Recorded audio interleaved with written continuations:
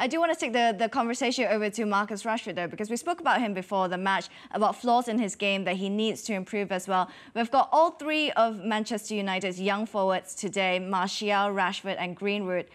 Amongst the three, who do you think has the best chance of being moulded to that centre striker role that Manchester United can rely on in the long term, Rennie? It depends what sort of striker you're looking for, but if you look for a really specific striker, none of three of them are that type. Not Rashford, not Greenwood, and not Martial. They can play up top, and they've got certain attributes and qualities to play up top against certain opposition as well. But they're not the type of strikers that we know, like, and Manchester United has known as the likes of Ruud van Nistelrooy, for instance, or even Ole Gunnar Solskjaer. They were really typical strikers that can play the role, and like Cavani, who's shown there. But what they have, and that showed again in that last goal, the intent of running forward, the intent of forward passes, the intent of only touching one or two touches to speed of play. That is very hard to defend against. Greenwood, in my opinion, is an unbelievable finisher if you give him the chance. And again, I have not seen him enough up top to play there. I don't know how good he is with it back against the goal, but going forward, he's got a trick. He can create chances. So does Rashford, so does Martial. But like I said, they're not the real typical strikers, like I said, as Van Nistelrooy or even like a Lewandowski at Barcelona, at Bayern Munich, for instance. But I was just wondering, Rennie, how did you and your team sort of molded a winger / wide forward like Cristiano Ronaldo to be so ruthless in front of goal?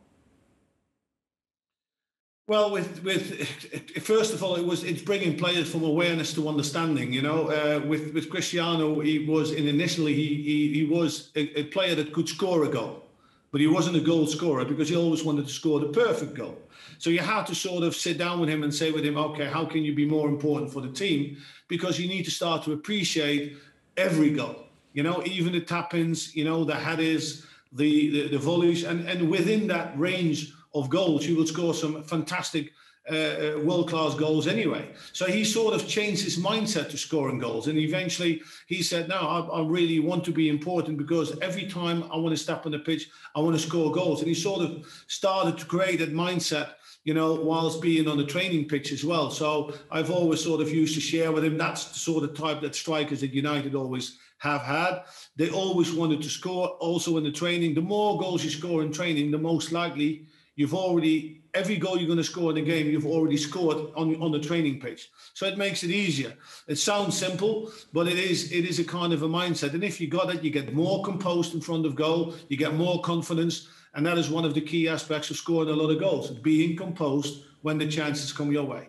Do you think it's that striker's mindset that's missing in Marcus Rashford as well? As great of a player he is, he's a great forward as well. He's hardworking in whatever you want him to do.